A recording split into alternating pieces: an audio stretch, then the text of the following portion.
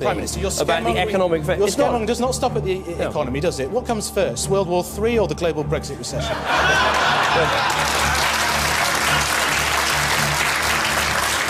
The world is changing with accelerating speed. To lead in shaping a new world order for the 21st century. We don't want a nuclear war! We don't want a killer war! We don't want a nuclear war! We don't want a killer war! This week, U.S. Defense Secretary Ashton Carter accused Russia of nuclear saber-rattling. He promised to counter what he described as Russian aggression by increasing military buildup through NATO's presence near Russia. NATO, a key aspect of U.S. security policy. Now, the Baltic Sea region is quickly becoming a friction point between Russia, NATO, and the U.S., with NATO military exercises underway and a lot of close encounters. I was joined earlier by James Carden, Washington correspondent for The Nation magazine. He started by telling me for what NATO is preparing. It was recently announced that NATO is going to be sending in 4,000 troops to Lithuania and Poland as part of the European Reassurance Initiative. That's a $3.4 billion initiative designed ostensibly to reassure our NATO allies in light of what has been happening in eastern Ukraine. In addition to that, the United States has sent in the USS Donald Cook, which is a missile-class destroyer about 50 miles away from Kaliningrad. Now, Kaliningrad, a lot of Americans don't know, is a Russian port between Poland and Lithuania, and they have a major naval base there. And so the effect of these maneuvers by the United States and NATO has been to increase tension in the region. So what exactly is the aggression that they're worried about? I mean, this is a lot of militarized presence that they're gearing up for. Yeah, what they claim to be very worried about is a repeat of what has happened in eastern Ukraine. The entire Europe must calm down in the knowledge that the Pentagon would do anything in order to protect Europe from Russia. On Monday, the Pentagon deployed a pair of F-22 fighter jets to southeast Romania in an effort to deter hypothetical Russian aircraft. The US Air Force aircraft arrived at the air base on the Black Sea, less than 400 kilometers away from the Russian military stronghold of Sevastopol on the Crimean Peninsula. The US Air Force has deployed F-15 Eagle air superiority fighter aircraft to Iceland and the Netherlands. Several NATO countries as well as non-members, such as Finland and Sweden, are sending planes to Estonia for the first massive Air Force exercise to feature civilian airport aimed at training for interception of aircraft losing contact inside Finnish airspace. The two-day exercise called Ramstein Alo 1 will kick off at the Estonia's Amare Air Force Base next Thursday. It will be involving warplanes and air crews from Belgium, Spain, and Poland, as well as non-NATO members such as Finland and Sweden.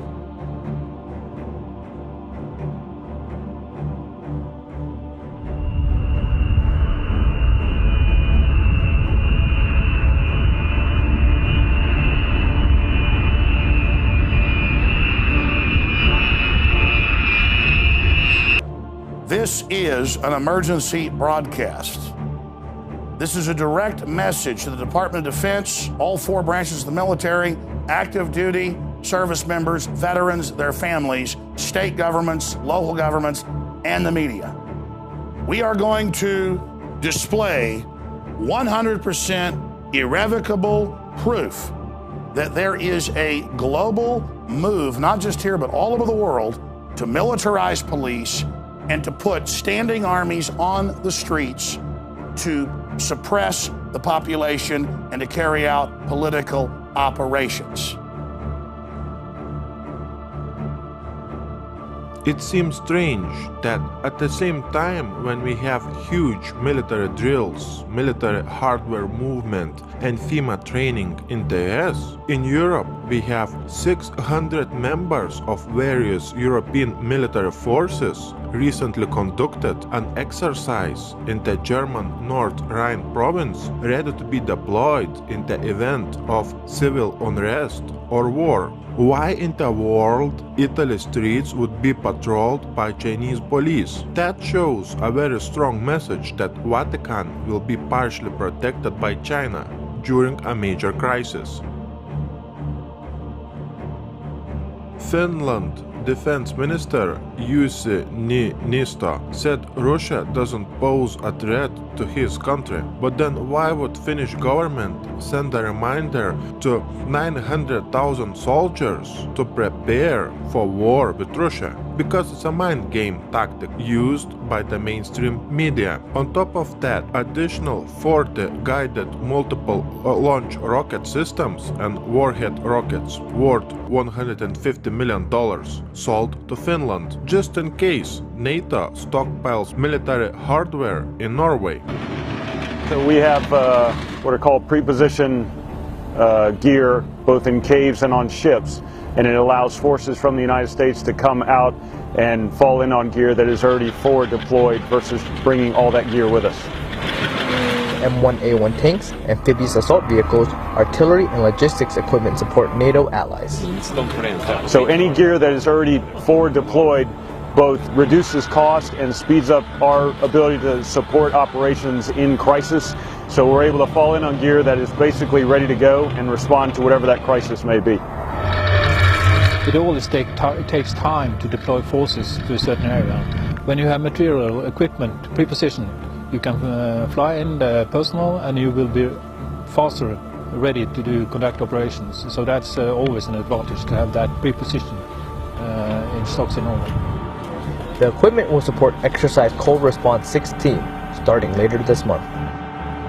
We fit easily together when we are operating. The last 10-15 years we have been operating together in Afghanistan, other places, and when you move to Norway you will always operate in 3 dimensions because we have a long coastline, we have land territory and the air. President Obama is back at the White House this morning after a week in the Middle East and Europe. Air Force One touched down Monday evening at Joint Base Andrews outside Washington. We spoke with the president yesterday in Germany in a wide-ranging interview. He had just announced 250 more American troops will go to Syria. They will help in the fight against ISIS, also known as ISIL. Us dismantling ISIL is a priority, and although we are not going to be sending ground troops in to fight, we are going to try to find out what works and then double down. And one of the things that's worked so far is us putting special forces in for training and advising of local forces, but also intelligence gathering. Let me pivot to China. Your Secretary of Defense has been in the region. How aggressive do you see the action in the South China Sea? And do you worry that they will cross some line in which you'll have to respond more aggressively? I've been consistent since I've been president in believing that a productive, candid relationship between the United States and China is vital not just to our 2 countries but to world peace and security. We're a lot better off with a China that feels confident. It's not a zero-sum game. It's not a zero-sum game. What is true, though, is that they have a tendency to view some of the immediate regional issues or disputes as a zero-sum game. So with respect to the South China Sea, rather than operate under international norms and rules, their attitude is we're the biggest kids around here and we're going to push aside the Philippines or the Vietnamese. But it doesn't mean that we're trying to act against China. We just want them to be partners with us. And where they break out of international rules and norms, we're going to hold them to account. And what about North Korea, finally? North Korea is a massive challenge. Our first priority is to protect the American people and our allies, Republic of Korea, Japan, that are vulnerable to the provocative actions that North Korea is engaging in. They are erratic enough. Their leader is personally irresponsible enough that we don't want them getting close. But it's not something that lends itself to an easy solution. We could obviously destroy North Korea with our arsenals, but aside from the humanitarian costs of that, they are right next door to our vital ally, Republic of Korea. One of the things that we have been doing is spending a lot more time positioning our missile defense systems so that even as we try to resolve the underlying problem of nuclear development inside of North Korea, we're also setting up a shield that can at least block the relatively low-level threats that they're posing right now. President Obama has launched the U.S. most massive military buildup close to Russian and Chinese borders. This piece of information clearly shows a very strong message of the beginning of a major conflict between major superpowers such as NATO, Russia, and China. As you are watching this video, we have missile defense shields being set up and being installed in Israel, in North Korea, Eastern Europe, and Russia. When United States is testing its new intercontinental ballistic missiles, we have Canada asking to join US missile shield to enhance national security. Canada has suggested it may join the US missile defense shield. Then we have the installation of the US missile shield in Eastern Europe along Russian border. Russia has opposed US and NATO plans to deploy anti-missile systems close to borders with Russia. Washington says that the anti-missile system would not threaten Russian security. Russia will restore a missile attack warning station near Crimea to counter an increasing NATO activity in the Black Sea. We have 4,000 cruise missiles pointed at Putin that would enable Obama to deliver precision-guided non-nuclear airstrikes anywhere inside Russia in less than an hour. When Putin calling Obama's new missile shield in Eastern Europe along Russian border a direct threat, we have Poland setting up a new missile shield, and then we have Romania setting up a new missile shield. We have US anti-missile base in Poland put by Obama, and in Kaliningrad we have Putin threatening to put nuclear missiles there. We have Putin activating S-400 defense systems all around Russian border with Eastern Europe, and we have nuclear missile systems patrolling Moscow streets. We have Norway and the US planning to establish a new military radar post in Vardø, Finnmark, in addition to the already existing US Globus 2 radar system. Let me show you on the map where all the missile defense shields are being set up and being installed in Eastern Europe. Just look at this map. Here we have Putin in Moscow, placing S-400 defense systems all around Moscow, and we have some in Kaliningrad. Here we have Obama setting up a missile defense shield in Poland and Romania, and putting radars in Norway. And in all these countries we have NATO and US military training at unprecedented scale. Watch my new video on military training and military hardware movement by Putin and by Obama in these countries. The link to my new video, as always, will be below in the description box.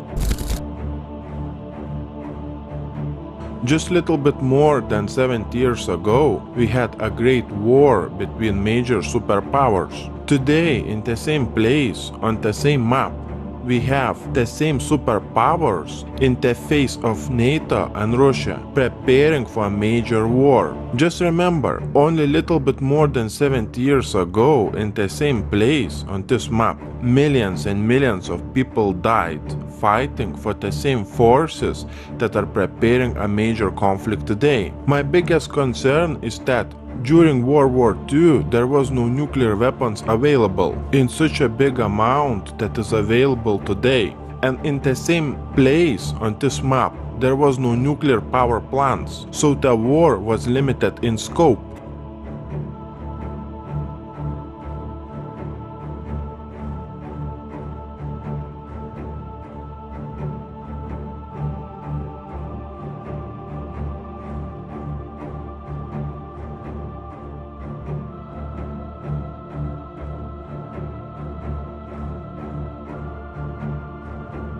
While the Allied forces lost hundreds of thousands of citizens during the course of the conflict, at least 27 million Soviets were killed during what's known in Russia as the Great Patriotic War. The Eastern Front also proved the deadliest for Nazi Germany, with 74% of their war deaths occurring there. Almost every single Soviet family suffered the horrors of this war. Only 37% of all men drafted to the front line survived till the end of the conflict. Now I want you to pay close attention to this information.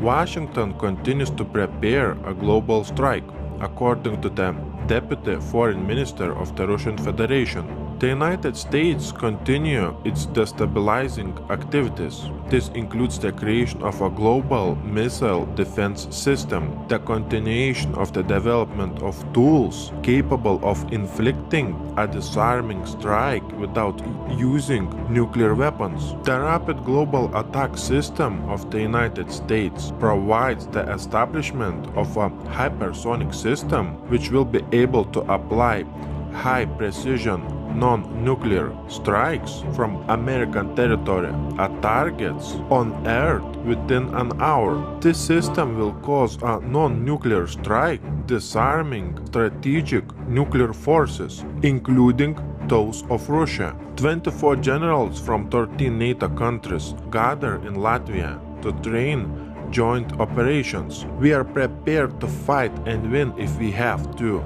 NATO's focus will expand from assurance to deterrence, including measures that vastly improve NATO's overall readiness. Lithuania is hosting large-scale military exercises involving the country's forces as well as soldiers from other NATO member states. Another Baltic state, Estonia, started a major military drills involving NATO troops in the country's regions near the Russian-Estonian border. NATO is deploying an additional 4 battalions of 4,000 troops in Poland and the 3 Baltic states. Do you remember when we had in the news saying that NATO would deploy 4,000 troops to the Baltic states? And when the next day that figure increased to 40,000 NATO troops being deployed to the Baltic states. Poland is set to double size of its armed forces. The Polish army will be bigger. We envision a substantial increase in the size of the army by at least 50%. Poland's armed forces, which currently have around 95,000 personnel,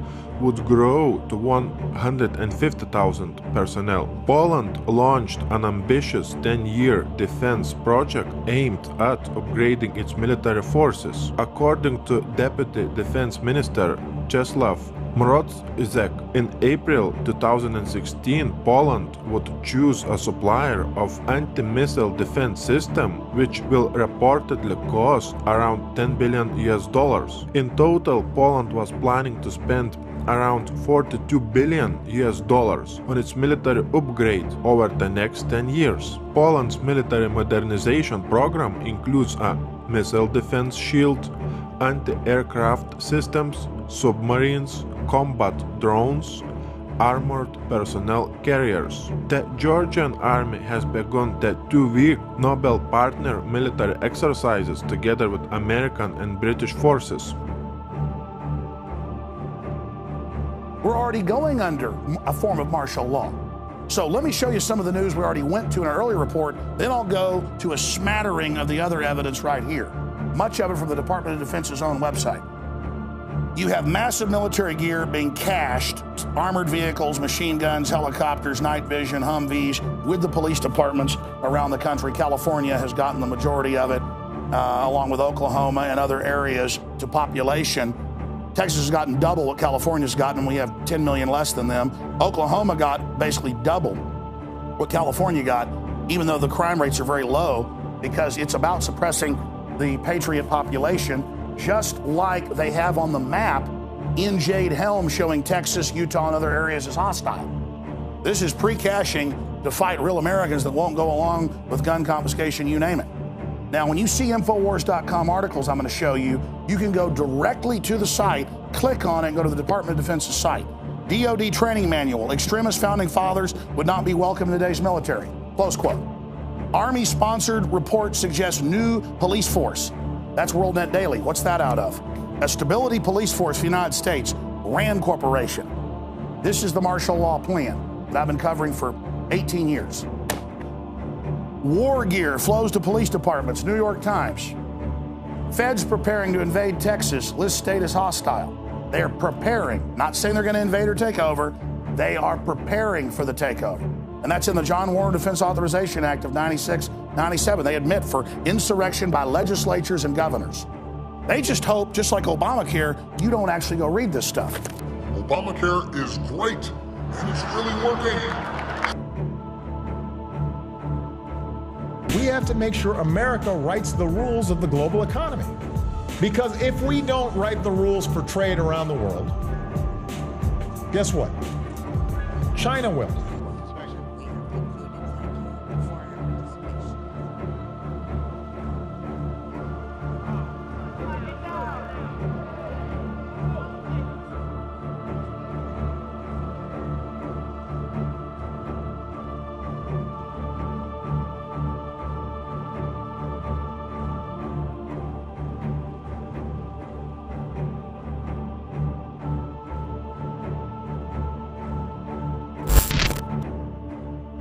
Why in the world we would have such strange things happening on the land of freedom? What is very strange is that we have FEMA conducting biggest drills ever inside the US. We have all those FEMA executive orders set in place. We have Walmarts closed and being converted into detention centers according to some videos on YouTube. We have an unprecedented military hardware movement inside the US. We have this movie Armageddon coming out on Friday the 13th. We have another movie called X-Men Apocalypse. We have FEMA and DHS conducting riot control drills. On top of that, do you remember those articles saying that DHS has purchased more than 2 billion rounds of ammunition, which is enough to fight a war for 10 years? Do you remember those articles saying that US government has purchased 30,000 guillotines? Do you remember red, blue, green lists? Do you remember FEMA coffins? When at the same time we have US and NATO setting up and activating missile defense shields in Eastern Europe, on Russia's doorstep also in North Korea and inside the US. What do you think? Please share your thoughts by leaving a comment below this video.